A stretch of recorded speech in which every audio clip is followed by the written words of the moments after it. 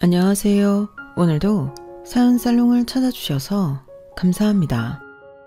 저는 재작년에 이혼하고 홀로 아들이를 키우며 씩씩하게 살고 있는 30대 후반 프리랜서 여성입니다. 말이 30대지 곧 있으면 마음을 앞두고 있는데요. 벌써 제가 40이라니 실감이 아직 잘 나지 않아요. 제가 생각하는 40은 좀 달랐거든요. 어느 정도 안정된 위치에서 돈도 좀 여유가 있고 아이도 제법 커서 남편이랑 못다한 연애도 다시 하며 그런 행복한 시간을 보낼 줄 알았는데 제가 맞이하게 될 40은 좀 다를 것 같아요. 일단 남편이 없다는 게 가장 큰 다른 점일 것이고 그 밖에는 사실 결혼 전보다 지금이 훨씬 여유가 있는 편인데 그래도 40이라니. 나이의 앞자리가 바뀐다는 게 조금은 아쉽고 씁쓸한 것 같아요. 솔직히 저는 그 전까지 젊음을 만끽할 여유도 없었고 생활도 그다지 행복하지 않았거든요. 그런데 이제는 좀 살만하고 행복을 느끼며 살고 있는데 제가 벌써 중년이라는 딱지를 달게 되었으니 그게 참 안타까워요. 이럴 줄 알았으면 이혼이라도 빨리 하는 건데 무슨 미련을 그토록 오래 갖고 버텼는지 몰라요. 그리고 이런 말 좀 이상하게 들릴 수도 있는데 이혼은 제 인생에서 제가 2번째로 잘한 일인데요. 왜 첫 번째가 아니냐고 물어보신다면 첫 번째는 제가 남편의 반대에도 아들을 낳았다는 거였어요. 남편은 아이가 돈만 많이 들고 우리의 발목만 잡을 거라며 낳는 걸 반대했거든요. 그런데 저는 처음부터 결혼하면 무조건 아이를 낳고 싶었고 운명처럼 찾아온 아이를 포기할 수 없었는데요. 남편은 아이가 생겼다고 말을 해도 아이를 낳지 말자고 했어요. 아직 세포에 불과할 뿐이야. 죄책감 가질 것 없어. 우리 인생이 먼저지. 이렇게 말하는데 인간이 어찌나 악하고 이기적으로 보이던지 저는 그럼에도 불구하고 제 고집으로 아이를 낳았어요. 그리하여 그 일로 남편과 사이는 더 멀어졌고 지금 생각해도 너무 화가 나는 못난 취급도 많이 받았는데 그래도 제 인생에 제 아들이 없었다면 저는 지금의 이 온전한 행복을 누리지 못했을 겁니다. 이런 행복을 그 인간은 절대 죽을 때까지 알지 못할 거예요. 지금도 제가 아이를 낳겠다고 고집 부릴 때 남편이 했던 말이 기억에 생생한데 그놈이 했던 말을 옮기자면 이러했어요. 알았어. 대신 자기가 낳고 싶어서 낳는 거니까 나한테 책임 전가하지 마. 자기가 원해서 낳는 거야. 그러니까 나한테 도와달라고 할 생각도 하지 말고 다른 일에 지장 주면서 애 핑계대면 안 된다. 애 있다고 생활비 더 내고 그러지 않을 거란 소리야. 그래도 낳고 싶은 거지? 그럼 여기에 각 썼어. 정말 기가 막혔죠. 애는 뭐 저 혼자 만들었나요? 자기도 책임이라는 게 있고 우리가 처녀총각도 아닌 부부인데 저런 말을 다른 사람도 아닌 내 남편한테 듣는다는 게 너무 실망스러웠어요. 하지만 미우나 고우나 아이 아빠였고 처음에만 그렇지 아이를 낳고 같이 키우다 보면 없던 정도 생겨 마음이 또 바뀔 수도 있을 거라고 생각했는데요. 그래서 일단은 알았다고 하고 아이를 낳기로 했어요. 그런데 남편놈은 정말 자기가 말한 그대로를 실천하는 천하의 못된 놈이더군요. 한마디로 아빠 자격도 없는 놈이었죠. 그리고 이혼한 지금 저는 아들이 남편보다 100배, 아니 1000배는 더 든든하고 의지가 되는데 이런 아들을 그 인간 말 듣고 포기했다면 어쩔 뻔했을까? 저는 매일매일 제 선택에 감사할 따름입니다. 이렇듯 첫 번째 잘한 일은 저희 아들을 낳은 것이고 2번째가 그 못돼 처먹은 남편놈과 이혼한 건데 지금부터 그 못된 놈이랑 제가 어떻게 이혼하게 되었는지 그 사연을 한번 적어볼까 합니다. 이혼이라는 게 자랑은 아니죠. 하지만 제가 겪어보니 참고 사는 것보다 이혼하는 게 훨씬 나은 경우도 있었는데요. 적어도 저는 그랬어요. 저는 시간을 되돌려 다시 그놈이랑 이혼할 거냐고 물어본다면 1초도 망설이지 않고 무조건 예스라고 대답할 건데요. 그만큼 오래 고민했고 심사숙고했기 때문에 후회가 없거든요. 그리고 제가 이혼하자고 했을 때 남편이 저한테 한 말이 있는데요. 지금 곱씹어봐도 어이가 없을 정도입니다. 뭐? 진짜 나랑 이혼을 하겠다고? 개나 소나 다 이혼하면 잘 사는 줄 아나 보지? 이혼도 능력 있는 여자나 하는 거야. 너는 벌이도 시원찮고 친정도 뭐 하나 없는데 뭘 믿고 그러냐? 남편은 저렇게 참 말도 싸가지 없게 하는 인간 말종이었어요. 말은 본 뒤 그 사람의 인격인데 얼마나 남자가 못났으면 저런 말을 아무렇지 않게 할까. 저런 남자랑 살고 있다는 게 수치스럽더라고요. 하지만 남편은 자기가 구린 건 모르고 늘 저런 식으로 막말을 했는데 따지고 보면 이혼 소리도 저보다는 남편이 더 많이 했거든요. 그런데 지가 하면 괜찮고 내가 하면 개나 소나가 되는데 참 어이가 없었어요. 세상천지 저런 남자를 좋아할 여자가 어디 있겠냔 말이죠. 그리고 오해하실 것 같아 미리 말씀드리자면 저 인간도 처음부터 저러지 않았어요. 연애할 때는 하늘의 별도 달도 다 따다 줄 것처럼 저에게 최선을 다하는 남자였죠. 거기에 나름 신혼에는 같은 목표를 갖고 열심히 사는 동반자였는데요. 문제의 시작은 제가 남편이 원치 않았던 아이를 임신하고 아이 때문에 직장을 그만두자 시작되었어요. 인간이 아주 180도 바뀌더라고요. 그리고 문제의 행동과 막말을 시작했는데 어쩌면 제가 몰랐을 뿐 그게 그 남자의 본 모습일지도 모르겠어요. 하지만 남편은 자기가 원한 건 전업주부 와이프가 아니라며 저만 보면 돈돈돈 거렸는데요. 그게 어찌나 더럽고 치사하던지 그 뒤로는 무슨 충격요법이라도 되는 듯 남편은 저만 보면 기승전 돈으로 저를 압박하더군요. 그리고 그때마다 남편은 이렇게 말했죠. 나한테 돈으로 무시당하기 싫으면 나가서 나처럼 동등하게 돈을 벌어. 이러더라고요. 솔직히 그 말을 들을 때면 더럽고 치사해서 당장 나가 돈을 벌고 싶은 충동이 생겼는데 저도 일을 하기 싫어서 안 하는 게 아니고 못하게 된 사정이 있었는데 남편은 그걸 알아주지 않았어요. 무조건 제가 일하기 싫어서 자기 덕 보려고 전업주부를 하는 것처럼 저를 몰아가더라고요. 하지만 전 맹세코 그건 아니었는데요. 추호도 그런 마음은 없었어요. 그리고 다른 사람도 아니고 내 남편은 그런 제 마음을 알아주길 바랬는데 그게 욕심이 될 줄은 미처 몰랐죠. 게다가 남편은 자기가 원하지 않는 아이의 외벌이까지 해야 하니 억울하다고 했지만 저 역시도 억울한 부분이 있었어요. 저희는 분명 결혼하고 아이 계획이 있었거든요. 하지만 남편은 생각이 바뀌었다고 하니 제가 너무 황당했죠. 뭐? 그게 무슨 말이야? 그럼 자기는 아이 없이 살자는 거야? 내가 말하려고 했는데 우리 그냥 애 없이 둘이서만 살자. 요즘 애 하나 키우려면 돈이 장난이 아니래. 그리고 그렇게 돈 들여 키운 자식이 우리한테 효도한다는 보장도 없잖아. 근데 뭐하러 그런 비싼 모험해? 우리 그냥 애 없이 우리 생활 지키면서 재미나게 살자. 그게 좋은 것 같아. 좋긴 뭐가 좋아. 자기 분명 결혼하면 최대한 빨리 아이 낳자고 했잖아. 1살이라도 어릴 때 아이 낳는 게 더 경제적이라고 그래놓고 이제 와서 그러면 어떡해? 왜? 뭐가 문제야? 그래, 그때는 그게 경제적일 거라고 생각했는데 회사 선배들 얘기 들어보니까 내가 현실 감각이 없었더라고. 자기나 나나 우리 서로 목표하는 바가 있잖아. 얼른 돈 모아서 우리 집 사야지.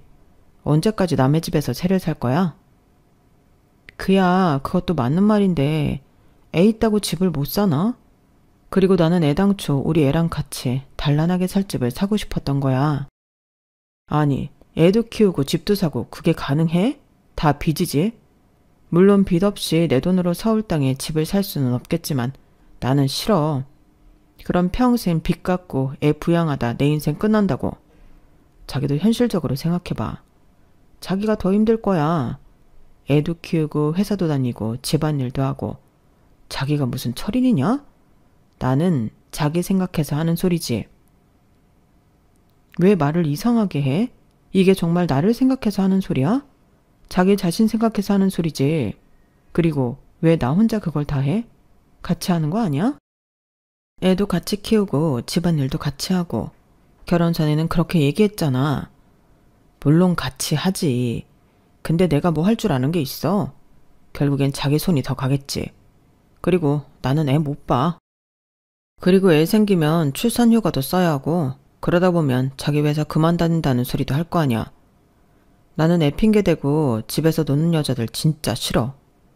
여자도 나가서 돈 벌고 자기 개발하는 게 좋은 거 아니야? 나는 그거야말로 남녀 평등한 사회라고 생각해. 저는 남편의 말에 기도 차지 않았어요.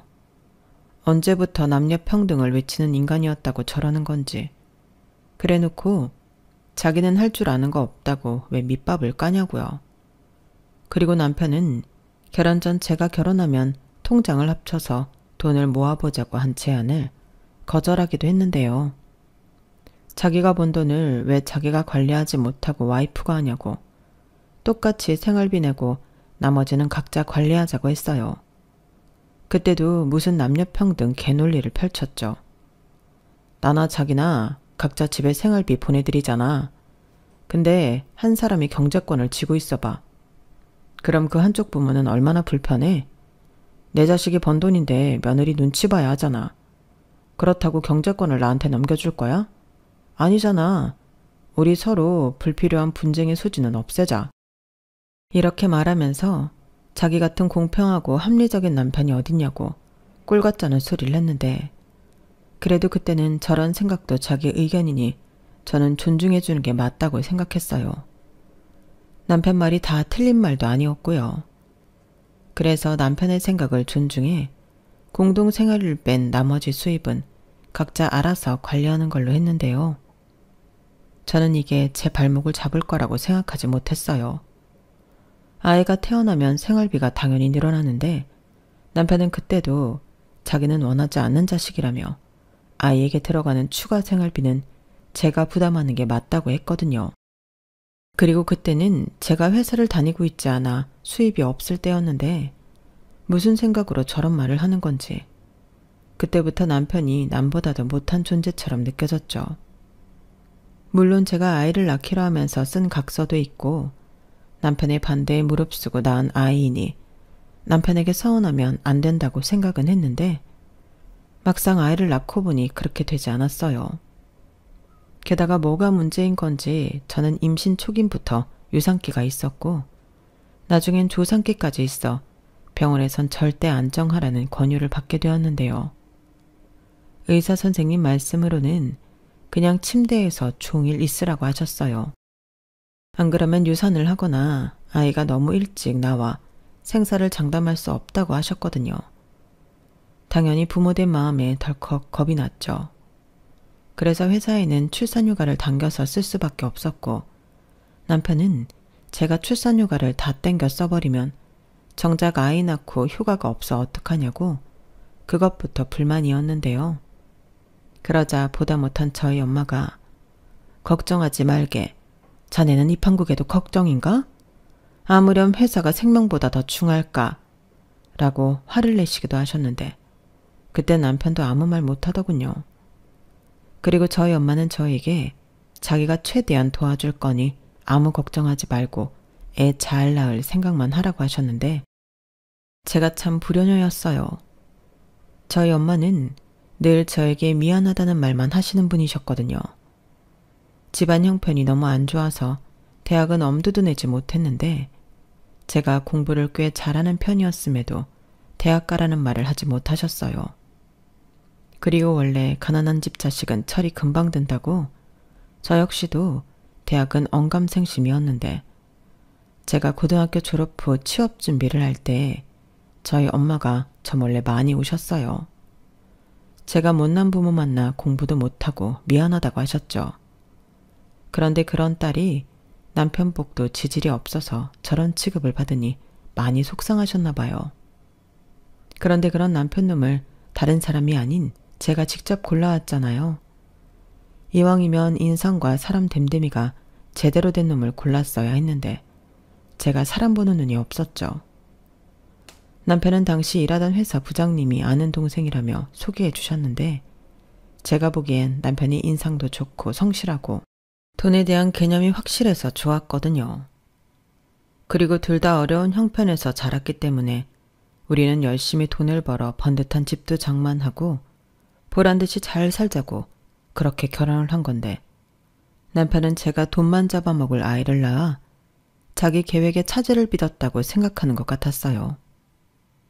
그리고 결혼 후에야 남편이 자기밖에 모르는 이기적인 놈이란 걸 알게 되었는데요. 저희 아이를 감사하게도 친정 엄마가 많이 봐주셨거든요. 게다가 그 자식의 그 부모라고 시부모님도 손주 이쁘다고 보고 싶다고만 하실 뿐 봐주신다고 하는 법이 없었는데 저희 엄마가 아이 봐주느라 고생을 하는 걸 알면서도 남편은 한 번도 저희 엄마에게 감사하다고 한 적이 없었어요.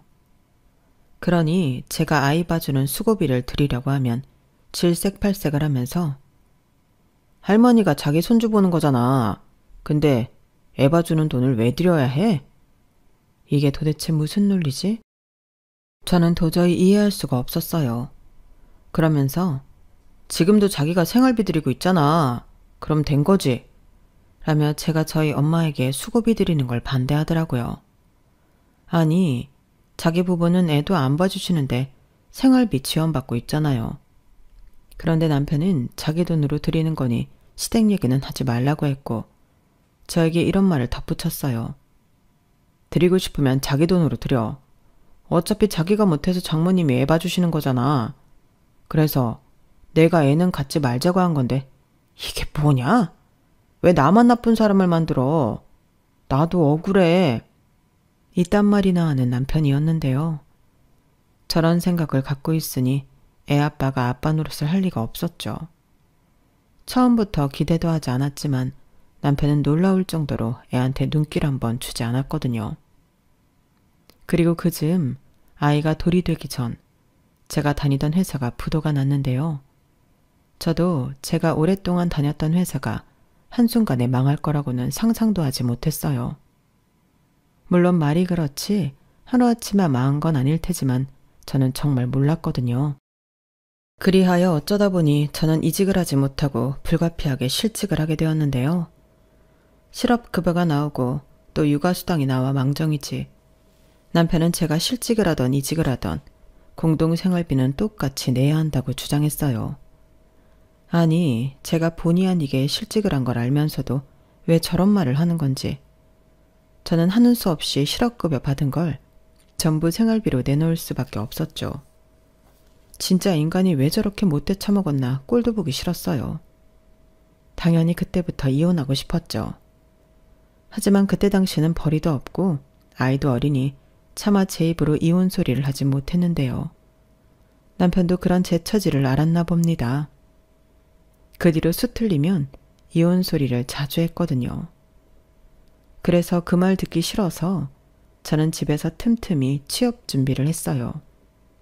그리고 저희 엄마는 제가 실직하는 동안 저희 애를 봐주지 않아도 됐기에 그때 한의원에 다니며 침도 맞고 자기 생활을 하셨는데 그런 엄마를 생각하면 다시 회사에 나간다는 것도 죄송한 마음이었죠. 하지만 제 코가 석자였기 때문에 취업만 되면 다시 엄마에게 아들을 부탁할 수밖에 없었는데요. 그땐 정말 마음이 초조하고 힘들더군요. 왜냐하면 제가 고졸이고 아이가 어리다 보니 선뜻 저를 채용하겠다는 회사가 없었거든요. 그때마다 느끼는 절망감이란 이루 말할 수가 없었는데 그땐 자신감, 자존감 이런 게 다 바닥이었어요. 게다가 남편까지도 그거 봐. 요즘 세상에 애엄마가 재취업하는 게 뭐 쉬운 줄 알았어? 달아도 안 쓰지. 이제 어쩔 거야. 지금이야 실업급여 나오지만 그거 끊기면 그땐 어떡할 거냐고? 계획은 있어? 그러게 내 말을 들었어야지. 이렇게 말하며 제 속을 벅벅 긁는데 마음 같아서는 보란듯이 남편 놈 다니는 회사보다 더 좋은 회사에 떡하고 취업해 저 코를 납작하게 눌러주고 싶었어요.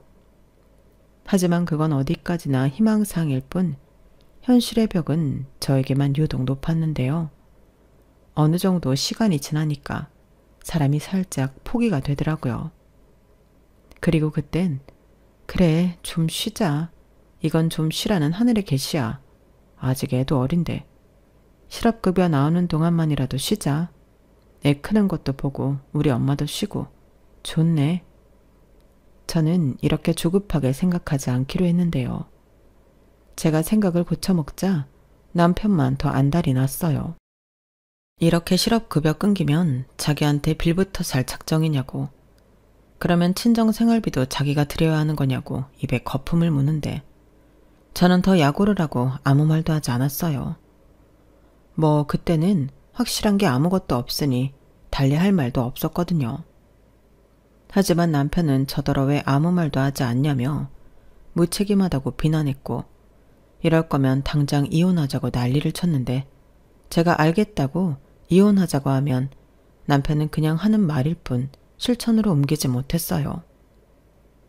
저는 그런 놈인 줄도 모르고 저런 남편 무섭다고 아둥바둥 했는데 그때부터는 저도 용감해졌어요. 쥐도 궁지에 몰리면 고양이를 문다고 지가 어쩔 건데 하는 생각을 하게 되더라고요.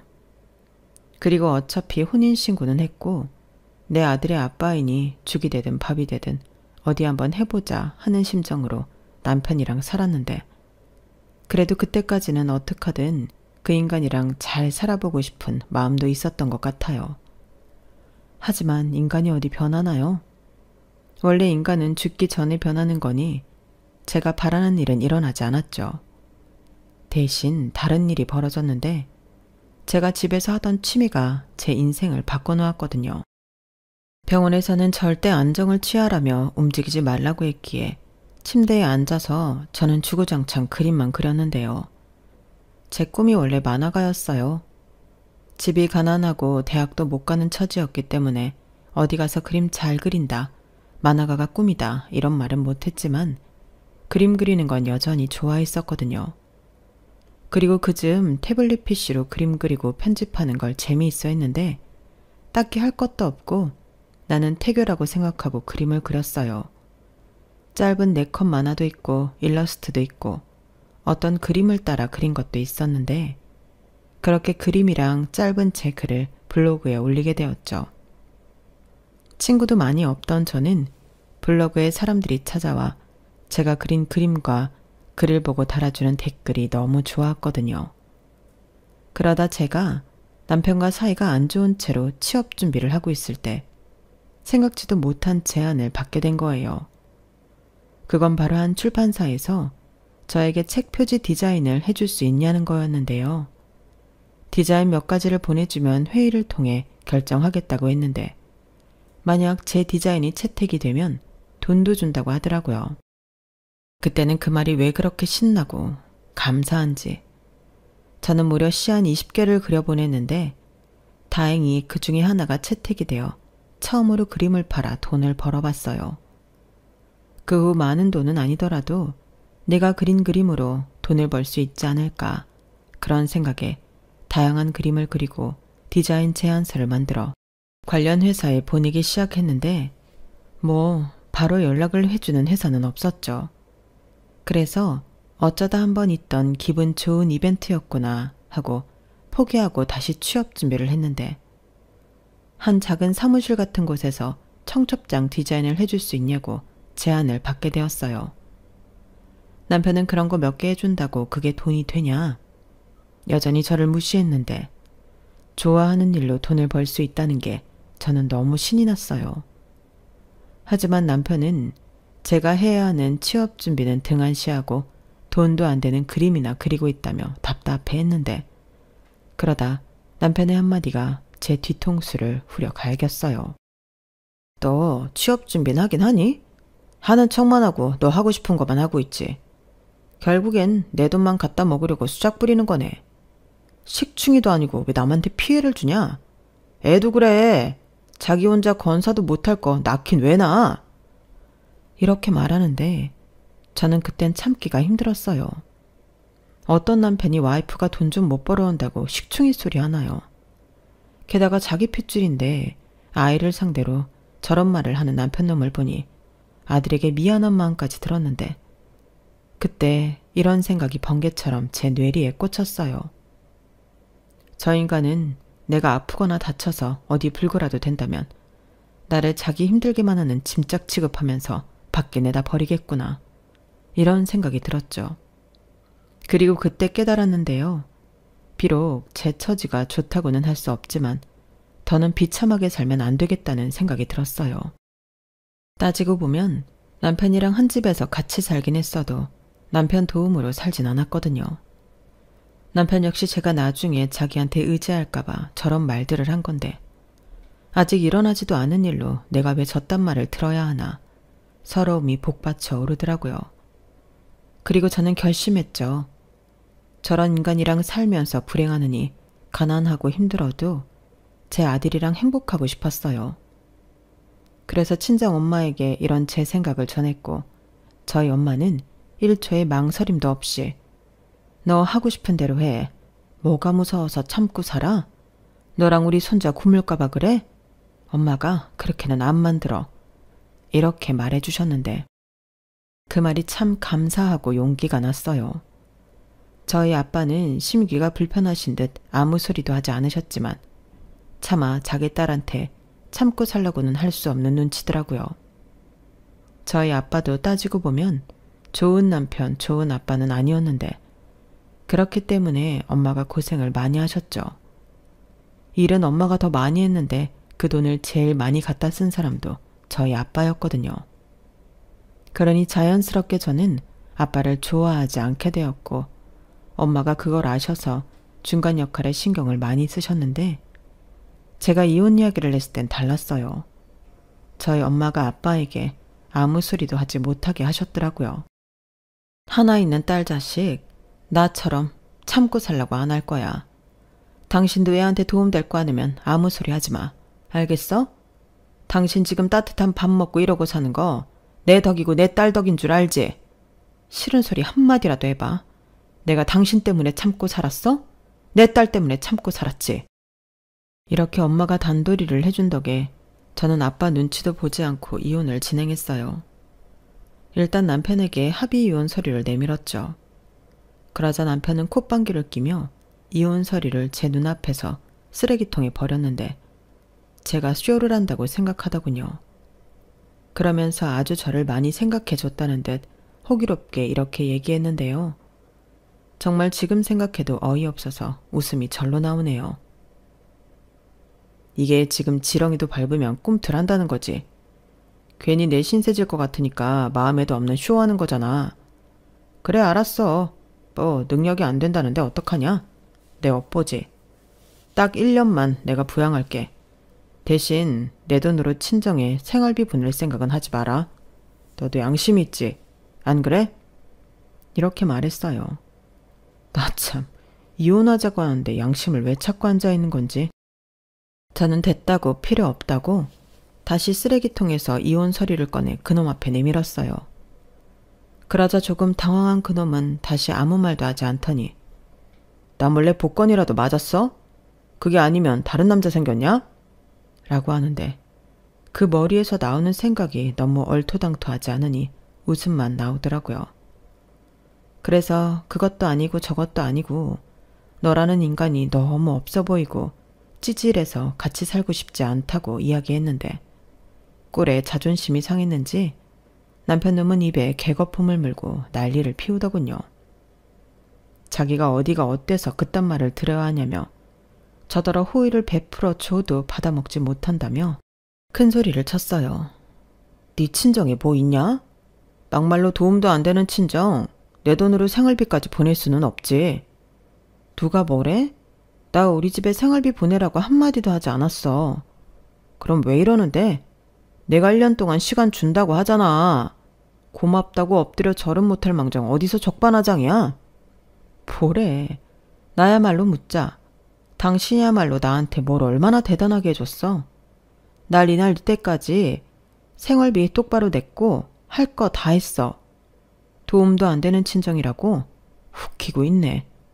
당신이나 시부모님이나 나한테 무슨 도움 준 거 있니? 우리 엄마는 우리 아들도 봐주고 때 되면 반찬도 해주고 당신 생일날 미역국 끓인 사람도 우리 엄마야. 근데 당신 한 번이라도 장모님 감사합니다 한 적 있니? 나는 내가 그런 한심한 인간을 남편으로 두고 살았다는 게 너무 싫어. 그래서 이혼하자는 거야. 왜? 자기도 걸핏하면 이혼하자고 했잖아. 왜? 너는 되고 나는 안 돼? 네가 이혼하자고 하면 내가 벌벌 떨어야 하는데 내가 이혼하자고 하니까 어이가 없어? 아니, 뭘 잘못 먹었어? 갑자기 왜 이래? 갑자기? 누가 갑자기래. 나 그동안 많이 참았어. 우리 아들 낳기 전에 말도 안 되는 각서 쓸 때도 참았고 나더러 돈 벌어오라고 돈돈돈 거릴 때도 참았잖아. 근데 식충이 소리는 도저히 못 참겠다. 아, 그거? 그래, 그건 내가 잘못했어. 그냥 홧김에 잘못 나간 소리야. 그 정도는 실수로 이해해 줄 수 있잖아. 아니, 싫어. 막은 곳 그 사람의 인격인데 내가 왜? 왜긴, 너 능력 없잖아. 나 없이 네가 살 수 있다고? 지금까지 그거 믿고 까불었지. 왜?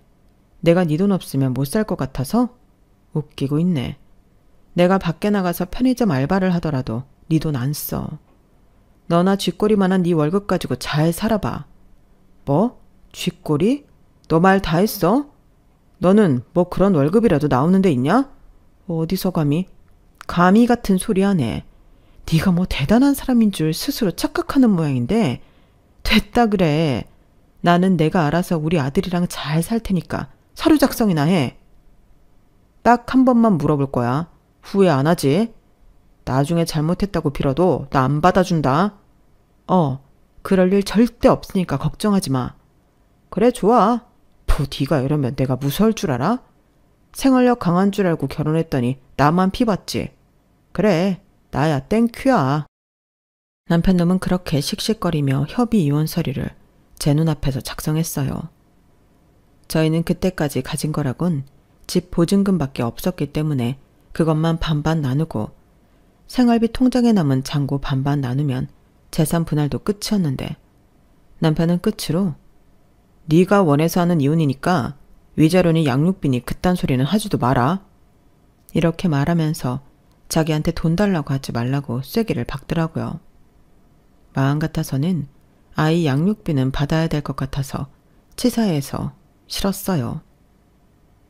그놈이 어떻게 말할지 뻔히 알았으니까요. 자기가 원해서 낳은 아들도 아닌데 왜 양육비를 줘야 하냐고 할 놈이잖아요. 그래서 깨끗하게 포기했어요. 대신 서로 어떤 이유에서도 엮이지 말자고 하고 저희는 남남이 되었는데요. 아들애를 보면 미안한 마음이 컸지만 그래도 그런 아빠가 있으니 없는 게 낫지 않을까? 그런 생각으로 저는 아빠 몫까지 해야겠다고 결심했죠. 그리고 그 뒤로는 저희 엄마의 도움을 받으며 죽기 살기로 취업 준비를 했는데요. 일단 월급은 작았지만 취직을 하긴 했어요. 하지만 자꾸만 그림 쪽에 미련이 생겼고 저는 직장을 다니면서도 그림을 그렸는데 한 외국 기업에서 어쩌다 제 그림을 봤다며 자기 회사 제품의 디자인을 해달라고 제의가 들어왔어요. 근무 형태는 재택도 가능했는데 그래서 처음에 낮에는 직장에 나가고 밤에는 회사 디자인 그림을 그렸죠. 그러니 벌이도 좋아졌고 원래 좋은 일이라는 게 함께 오는 건지 여기저기서 그림을 그려달라고 러브콜이 밀려왔는데 도저히 회사를 다니면서 이것들을 전부 소화할 수가 없었어요. 그래서 과감하게 회사를 그만두고 저는 집에서 종일 그림만 그렸는데요. 손목에 파스 냄새가 가실 날은 없었지만 저는 행복했어요. 밥도 못 먹고 잠도 거의 못 자고 연신 손을 움직여야 했지만 제 얼굴은 어느 때보다 행복했죠. 그리고 돈이라는 건 제가 일한 만큼 자연스럽게 따라왔는데요. 듣기만 했지 저는 어느덧 프리랜서 작가가 되었어요. 전속계약간 회사도 여럿 있었고 제 블로그에 그림을 사겠다는 영세한 회사도 있었는데 신바람이 난다는 게 이런 거더라고요. 그리고 저는 돈을 벌어 저희 부모님과 살 아파트도 사고 말로만 듣던 외제차도 한 대 뽑았는데 저희 엄마가 고생만 하고 어디 놀러도 다니지 못해 제가 모시고 다닐 요량으로 차를 뽑았어요. 솔직히 저는 밖에 나갈 일도 잘 없기에 차는 사치가 아닐까 고민을 많이 했었는데요. 어떤 엄마가 그러더라고요. 애 키우면 때론 그런 것도 필요하다고요. 저는 남편도 없으니 모르는 엄마들은 저에 대해 이러쿵 저러쿵 할 수도 있다며 그럴수록 보여지는 걸 좀 신경 쓰라고 했는데 솔직히 그 말 때문에 외제차를 뽑은 건 아니지만 결과적으로는 참 잘한 일이었어요. 왜냐하면 본의 아니게 제가 그 차로 남편놈에게 복수를 하게 되었거든요. 그때가 제가 선물을 좀 사야 해서 백화점에 갔을 때였는데요. 다시는 보지 말자고 했던 남편놈이 어떤 어린 여자와 팔짱을 끼고 쇼핑을 하고 있었어요. 솔직히 봤어도 모른 척 하려고 했는데 그놈이 먼저 거들먹거리면서 저에게 오더라고요. 그리고 네가 웬일이냐? 백화점을 다 오고? 왜?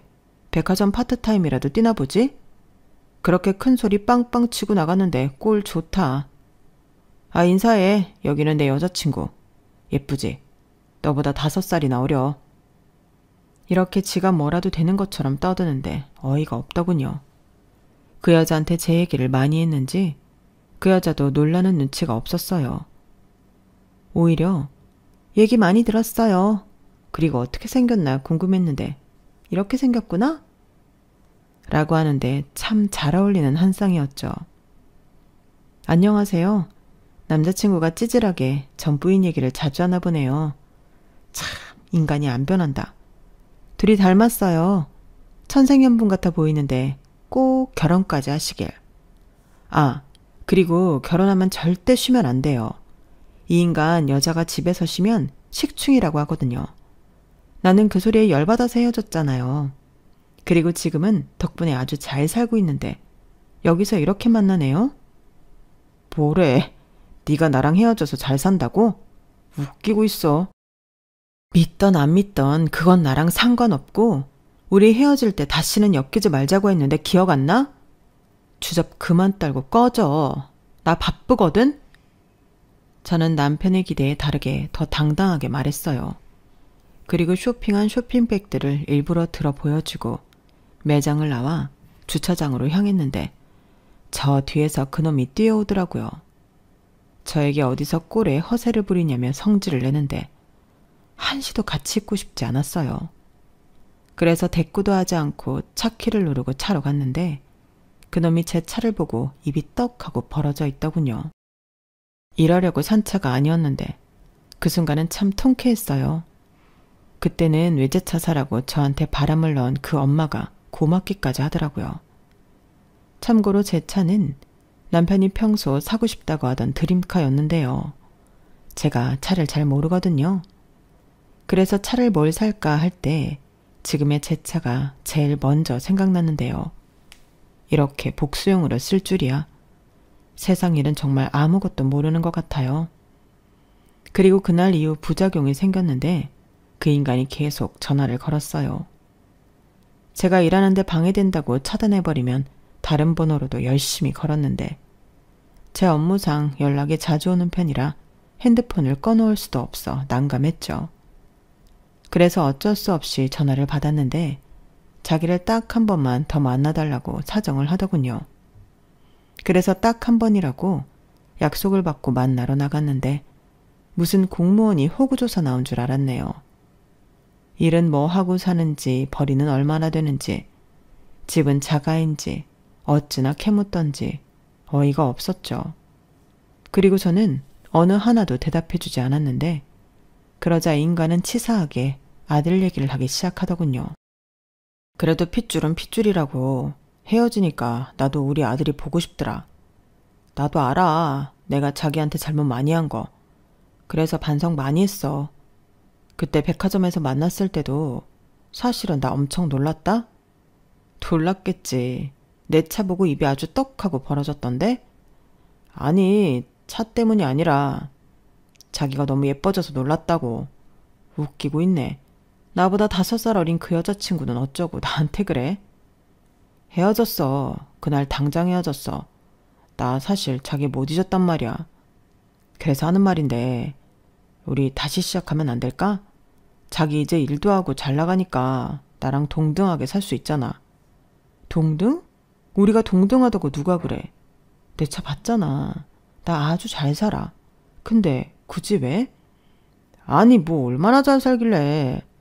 그래도 한때 우리가 부부였고 사랑했던 사이인데 자기는 나 안 궁금했어? 전혀. 나는 오히려 백화점에서 마주쳐서 너무 싫었는데. 나는 당신이랑 살았던 그 시간이 내 인생의 제일 최악의 순간이었어. 나한테, 그리고 우리 아들한테 스스로 어떻게 했는지 벌써 다 잊은 거야? 아니, 나도 그때는 좀 억울한 마음이 컸지. 자기가 자기 마음대로 했잖아. 근데 이젠 다 이해해. 그러니까 같은 실수는 하지 않을 거야. 그러니까 나 한 번만 봐주라.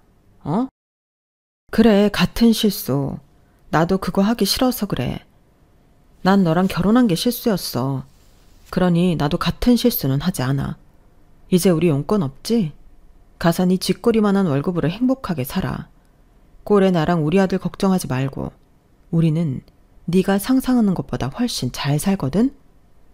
저는 그렇게 한 방 날려주고 그 자리를 미련 없이 떠났어요. 그러자 끝까지 매달려 보겠다고 이 인간이 쫓아왔는데 제가 경찰에 스토커로 신고한다고 핸드폰에 112 번호를 찍자 더는 쫓아오지 못하더라고요. 그리고 고맙게도 그날 이후 잠잠해졌는데 저는 혹시 몰라서 번호를 바꿨습니다. 처음엔 좀 번거롭고 불편하기도 했는데 어쩌나요? 불안 요소는 처음부터 없애야죠. 그리하여 지금 저는 나름 잘 나가는 프리랜서 디자이너이자 엄마로 잘 살고 있는데요. 아들은 다행히 아빠를 닮지 않고 저를 닮았어요. 자기 딴에는 엄마가 밤새 그림 그리는 일을 하는 게 힘들어 보이는지 틈만 나면 제 손목을 주물러주고 엄마 힘들지? 나중에 내가 커서 엄마 평생 쉬게 해줄게 라고 하는데 제가 남편복은 없어도 자식복은 있나 봐요. 게다가 할머니한테 용돈을 받으면 그걸 안 쓰고 모았다가 엄마 준다고 머리핀도 사주고 핸드크림도 사다 주는 스윗한 아들인데 그러니 아들 덕에 행복한 엄마가 바로 저인 거죠. 뭐 아직은 더 키워봐야 알겠지만 여자친구한테 뺏기기 전에 많이 누리려고요. 대신 여자친구가 생기고 또 더 나아가 결혼을 하면 그때는 제가 양보해야 하잖아요. 그리고 그때는 제가 보여줄 수 있는 최대한 쿨한 모습으로 아들을 미래의 며느리에게 줘버릴 생각인데 그때까지 열심히 잘 키워볼 생각입니다. 적어도 지 아빠 같은 쪼잔하고 여자 마음도 모르는 한심한 남자로는 키우지 않을 거예요. 제가 당해보니 그게 오래오래 가슴에 상처가 남는 일이더라고요. 어쩌면 저는 시간이 더 지나도 그 인간이 준 상처를 잊지 못할 수도 있을 것 같은데 대신 더 많은 행복과 보람으로 남은 시간을 더 멋지게 살아갈 생각입니다. 원래 최고의 복수는 잘 사는 거잖아요. 그러니 저는 제가 할 수 있는 최고의 복수를 하며 남은 시간을 제 일에 최선을 다하고 멋지게 살아보도록 하겠습니다. 제 사연은 여기까지예요. 제 이야기 어떻게 들으셨나요?